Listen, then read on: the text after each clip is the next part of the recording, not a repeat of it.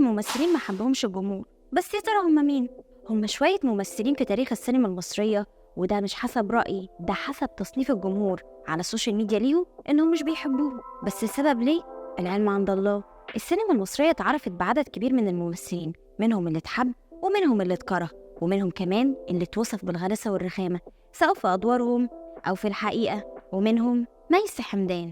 ميس هي ممثلة أردنية اتعلمت في كلية التجارة. هي كانت مذيعة في الأساس، لكنها اتجهت للتمثيل، وكان أول أعمالها في مصر من خلال مشاركتها في فيلم ظرف طارق وعمر وسلمى. رامي وحيد. رامي هو ابن الممثل سمير وحيد، وبدأ مشواره الفني في فيلم الجراج مع نجلاء فتحي، وشارك في العديد من الأعمال، واللي كان آخرها مسلسل موسى مع النجم محمد رمضان. وبالرغم من إنه مثل أدوار كتير إلا إن أغلب الناس ما حبتوش، بالعكس دول بدأ يتريقوا على تصرفاته وأفعاله، وبدأوا يوصفوه بإنه من أرخم الممثلين اللي عرفوهم. رانيا محمود ياسين. رانيا تبقى بنت الفنان محمود ياسين، ودخلت عالم التمثيل بعد ما بدأت في فيلم قشر الفندق مع خيري بشارة، بس هي ما نجحتش كممثلة ولا مذيعة، بالرغم من إنها مولودة جوه عيلة فنية بامتياز. تامر شلتوت. تامر في الأصل مذيع، اتعرف بتقديم البرامج الفنية، لكن بعدها بدأ يدور على نفسه كممثل، فشوفناه في عدة من الأعمال السينمائية، ومع ذلك الحظ ما اداهوش، فقرر إنه يرجع من تاني لمجال تقديم البرامج.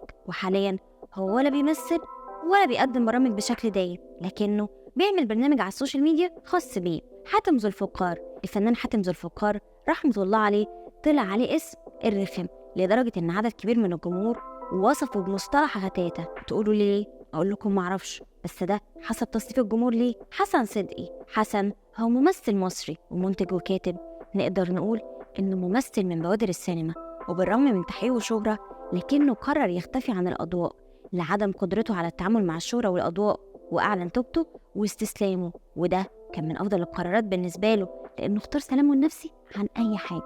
تامر هجرس. تامر بالرغم من أنه ممثل وسيم، يعني زي ما بنقول، وده بسبب بدايته بشكل مختلف، أطلق عليه الشكل البرتقالي. تامر بدأ حياته كعارض أزياء، وفضل يتخبط لحد ما وصل لطريق التمثيل من خلال فيلم بركان الغضب والتجربة الدنماركية، لكنه بعد كل ده اقتصر ظهوره كضيف شرف في الأعمال الفنية، وفضل الجمهور بيهاجمه وينتقده، وما بيحبش أي أفعال بيقولها ولا تصريحات. محمد كريم. الجمهور بيلقبه بأنه الممثل الأكثر لزوجة.